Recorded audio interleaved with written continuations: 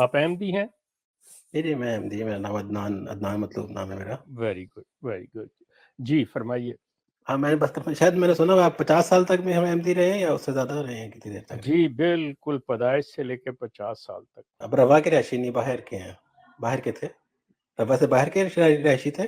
میں قادیان کا پیدائشی ہوں۔ نہیں، پاکستان میں باہر سے تھے روا سے؟ اب میں اگر آپ سے پوچھا پاکستان میں کہاں سے، آپ بتانا پسند کریں گے تو میں ابھی بتا دیتا ہوں۔ میرے تو ربوا سے تعلق ہے میرا۔ آپ کا ربا سے، میرا فیصل آباد سے۔ اچھا، آپ نے جو زندگی گزاری ہے 50 سال کی، تو آپ نے جو غیر از جماعت لوگوں کو، ظاہر سی بات ہے فیصلہ آباد کی رہائشی بہت کلوز سے آپ نے دیکھا، اور میڈیا بھی آزاد ہے، اس میں تقاریر بھی علماء کی آپ غیر از جماعت علماء کی سنتے تھے۔ قرآن کا ترجمہ لازمی نہیں کہ صرف آپ نے احمدیوں کا پڑھا، دوسروں کو بھی پڑھ سکتے ہیں۔ تو آپ نے اس عرصہ کے درمیان کوئی ایسی آپ نے بات نوٹ نہیں کی کہ عملی اعتبار سے، نماز روزہ حج زکوٰۃ کے اعتبار سے احمدی جماعت میں کوئی کمزوری پائی جا رہی ہے، یا ان کے جو اعتقاد ہیں، جو ان کے عقیدے ہیں، اس میں تو بہت خرابی ہے؟ جب میں دوسرے مسلمانوں کو دیکھتا ہوں، ان کی باتیں سنتا ہوں، جو ہماری کتابیں ہیں وہ اسلامیات وغیرہ بچپن سے، وہ تو حکومت کی طرف سے شائع ہوتی ہیں، انہی کی باتیں لکھی ہیں وہاں پہ۔ تو کچھ اگر انسان کی بہت زیادہ تحقیق نہ ہو، لیکن بادی نظر میں بھی اتنی انفارمیشن یا پبلکلی اتنی انفارمیشن اویلیبل ہے کہ وہ تقابلی جائزہ انسان کر سکتا ہے، اور اگر کوئی فالٹ لائنز ہوں کسی جماعت کے اندر تو فوراً سے آئیڈینٹیفائی کر سکتا ہے میرے خیال میں۔ تو اس پورے عرصے میں کوئی اتنی بڑی آپ کو فالٹ لائنز نظر نہیں آئی جماعت احمدیہ میں، سوائے انتظامی امور کے؟ انتظامی امور تو خیر ہمیشہ سے ہی مسائل رہتے ہیں، وہ تو کسی بھی جماعت میں ہو سکتے ہیں، وہ کوئی ایسا بڑی چیز نہیں ہے۔ اصل مسئلہ سوال تو آ کیا گیا ہے؟ اوکے، سوال آپ یہی ہے کہ سوال آ گیا۔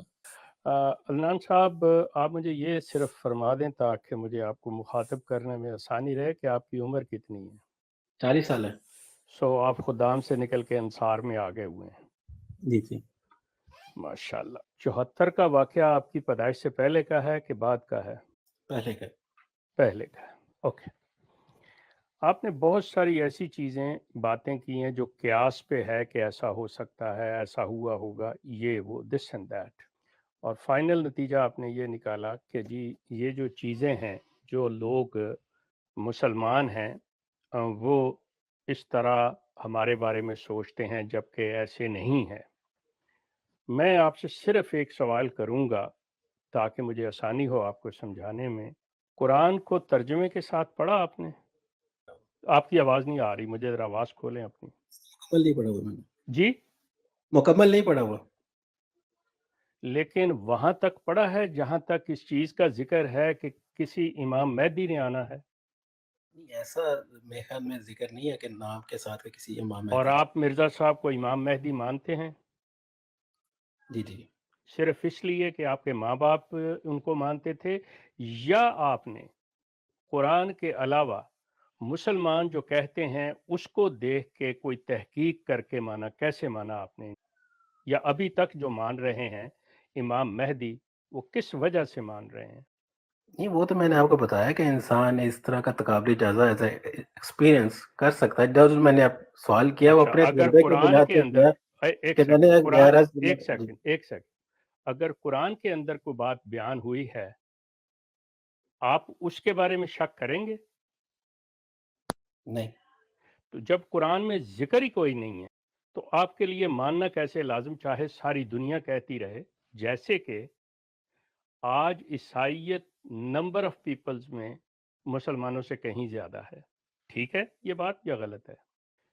جب وہ حضرت عیسیٰ کو اللہ کا بیٹا مانتے ہیں تو کیا ہم ان کے پیچھے چلے جائیں؟ یا یہ دیکھیں کہ جس چیز کو ہم نے کرائٹیریا بنایا ہوا ہے کہ قرآن جو ہے اصل، اس پہ ہم نے پرکھنا ہے۔ قرآن کو جب ہم دیکھتے ہیں تو حضرت عیسیٰ عام انسان کی طرح ہیں، جب ہم قرآن کو دیکھتے ہیں تو قرآن اس چیز کی کسی لحاظ سے سپورٹ نہیں کرتا، تو ہمارے لیے اس کو ماننا اور اپنے ایمان کا حصہ بنانا کیوں لازم ہے؟ نمبر ایک، یہ میں سوال آپ کے لیے دے رہا ہوں۔ اب آتا ہوں میں آپ کے سوال اس کی طرف کہ مجھے کیا اس میں کوئی چیز نظر آئی؟ مجھے بالکل میرا خیال ہے کہ اتنے انٹرویوز پڑے ہوئے ہیں جس میں نے کھلے لفظوں میں کہا ہوا ہے، اور آج پھر مجھے ریپیٹڈلی کہنا پڑ رہا ہے، وہ یہ کہ میں نے جماعت کو کسی طور پہ بھی مرزا صاحب کے سچے جھوٹے ہونے سے یا کسی اور وجہ سے نہیں چھوڑا. میرا ایڈمنسٹریٹو لیول کے اوپر اختلاف ہوا تھا، جس میں سب سے بڑا عنصر جو تھا وہ یہ تھا کہ مجھ سے جھوٹ بولا جا رہا تھا اور اس کے بارے میں مجھے کہا جا رہا تھا کہ میں اس چیز کو مان لوں. یہ تھی میری ریزن. جب میں نے چھوڑا، میں نے 4 سال تک سٹڈی کی ہے. میں اس بات کو حتمی طور پہ کہہ سکتا ہوں کہ جماعت کے اندر 3% سے زائد لوگ نہیں ہیں جنہوں نے مرزا غلام احمد قادیانی صاحب کے لٹریچر کا، جماعت احمدیہ کی بات نہیں کر رہا، مرزا غلام احمد صاحب قادیانی کے لٹریچر کا 3% سے زائد لوگوں نے مطالعہ نہیں کیا ہوگا، جن میں میجورٹی 2% جو ہے وہ ان کی ہے جو جامعہ سے پڑھ کے نکلتے ہیں یا کوئی چند عہدے دار ہیں. تو میں نے جب اس کی سٹڈی کی ہے، اس کا جب تقابلی جائزہ لیا ہے قرآن کے ساتھ رکھ کے، تو مرزا صاحب کا کوئی دعویٰ بھی مجھے قرآن پہ پورا اترتا ہوا نظر نہیں آیا. اپارٹ فرام دیٹ کہ جماعت بالکل وہی کلمہ پڑھتی ہے، ویسی نمازیں پڑھتی ہے، اسی قرآن کو گھر میں رکھتی ہے. میں مانوی لحاظ سے بات نہیں کر رہا، میں قرآن کو اس کے متن کے حوالے سے کہہ رہا ہوں. یہ باتیں جو ہیں یہ مرزا صاحب کو یا احمدیت کو پرکھنے کے لیے نہیں ہیں. مرزا صاحب کو پرکھنے کے لیے ان کے دعوی جات ہیں، ان کی تحریریں ہیں اور قرآن کے فیصلے ہیں کہ کیا قرآن کسی رسول اللہ کے بعد آنے والے کو، آپ کے یعنی ماننے والے کو، ایمان کو مکمل کرنے کا کوئی بھی کسی لحاظ سے بھی اجازت دیتا ہے کہ فلاں شخص کو مان کے آپ نے اپنا ایمان مکمل کرنا ہے رسول اللہ کے بعد؟ قرآن ایسی کوئی بات نہیں کرتا. یہ ہے آپ کا جواب کے لیے جواب. اگر آپ کا اطمینان ہوا ہو یا کوئی ذیلی جواب ہو تو بتا دیجئے. ذیلی جو سوال یہی ہے کہ میں صرف یہ کنفرم کرنا چاہ رہا ہوں 50 سال تک آپ کو کوئی ایسی چیز اس میں مرزا صاحب اسلام کے سپاہی کہلاتے رہے. مرزا صاحب اسلام کے لیے بقول جماعت احمدیہ کے مناظرے کرتے رہے، سارا کچھ کرتے رہے. حضرت عیسیٰ کو آسمان پہ انہوں نے بٹھایا ہوا تھا. میرا تو دعویٰ کوئی نہیں، میں تو ایک وہ اندھا مقلد تھا، ماں باپ سے انہیرٹ کیے ہوئے، ماں باپ سے موروثی طور پہ یہ چیز لیے ہوئے، ایک عام احمدی، ایک عام مسلمان کی طرح جس طرح مسلمان لے کے چل رہا ہے، میں تو وہ تھا. یہ تو میں نے جب کی تحقیق تو اس کے بعد ہے. تو مرزا صاحب تو پہلے سے اور قرآن کا فہم کے وہ مدعی ہیں 50 سال تک لے کے. تو جس شخص کو، اب میں پھر کروں گا یہ چیز مناسب آپ کو نہیں لگے گی، کہ اگر اللہ تعالیٰ نے ان کو کچھ بھی مقام دینا تھا تو یہ ایسی چیزیں ایسے شخص کے لیے انہیں ان چیزوں پہ رہنے نہیں، بقول ان کے اپنے بھی کہ اللہ مجھے کبھی بھی کسی غلطی پہ نہیں رہنے دیتا. وہ تو منہ سے بات ہی نہیں نکال سکتے، کیونکہ اگر ظاہرہ سی نکلتی تو یہ اللہ کی ذات پہ جا کے لگتا ہے کہ جس نے اسے معمور کرنا ہے، جس نے اس کو معبوس کرنا ہے کسی چیز کے لیے، تو اللہ کو پتہ ہی نہیں ہے کہ میں کس بندے کو پسند کرنے لگا ہوں. وہ پہلے سے شرک میں مبتلا ہے، وہ پہلے ہی ایسی تعلیم پہ عمل کر رہا ہے جو اس کے دین کے خلاف ہے. سو میرا موازنہ کرنا ان کے ساتھ بالکل ایک تو بات نہیں بنتی. دوسرے بالکل میں کہتا ہوں کہ مجھے ضرورت ہی نہیں تھی. میں اپنے ماں باپ سے لے کے چل رہا ہوں جس طرح آج آپ چل رہے ہیں. خدا را آپ جب آپ کہہ رہے ہیں کہ آپ نے قرآن کو پورا ترجمے سے نہیں پڑھا، میری آپ سے ریکویسٹ ہے عدنان صاحب، خدا را مرزا صاحب کی کتابیں پڑھ لیں اور پھر قرآن کو کھول کے دیکھیں.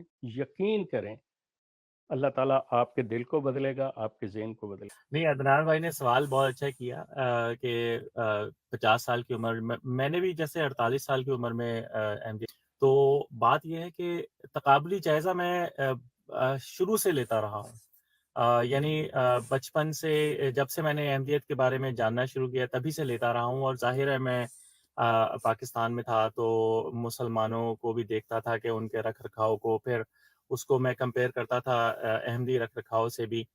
تو جس طرح سے مجھے وہاں پر ڈرامے نظر آتے تھے اسی طرح سے احمدیوں میں بھی ڈرامے نظر آتے تھے. ٹھیک ہے، فرق صرف یہ ہوتا تھا کہ احمدیوں کے ڈرامے جو ہے نا ان کو میں زیادہ توجہ نہیں دیتا تھا. کیوں؟ اس لیے کہ وہ میں احمدی گھر میں پیدا ہوا تھا, ٹھیک ہے, اس کو میں ایک نارم سمجھتا تھا.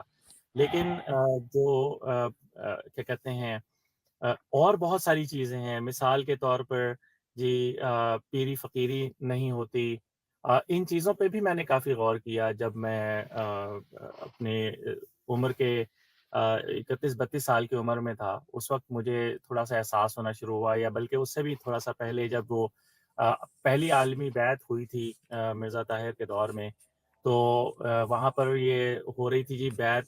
تو وہاں پہ جو صدر صاحب تو گئے تھے اٹینڈ کرنے کے لیے, تو جو نائب صدر تھے وہ انہوں نے کہا کہ بھی ہم کیسے بیعت میں حصہ لیں گے, ہم کیا ٹی وی پہ ہاتھ رکھ لیں, اور پھر اسی طرح سے آگے. تو یہ تمام چیزیں میں نے بہت شروع سے نوٹ کرنی شروع کی تھیں. ہاں ٹائم بہت لگتا ہے جماعت کو چھوڑنے کے لیے, جب آپ کے والدین ایک عقیدے پہ ہوتے ہیں تو اس کے لیے جو ہے نا آپ قرآن پڑھیں گے نا تو آپ کو سمجھ آئے گی.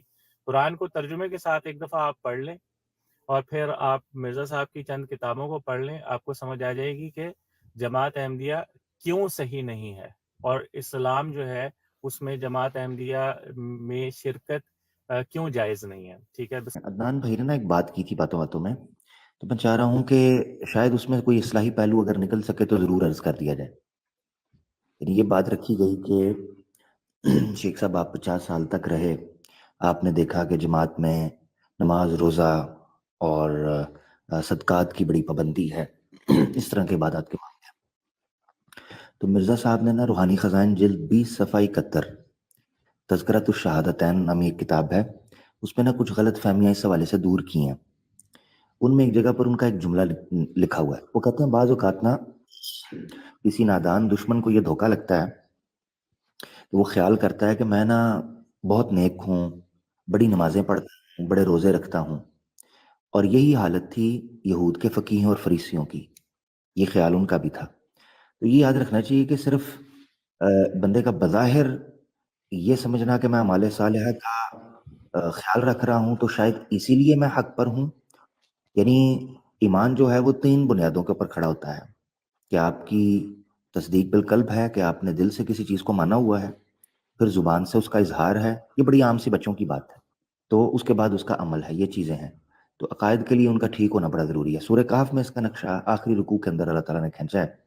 یہ 18ویں سورت بن جائے گی اور 103 اور 104 نمبر آیت ہے.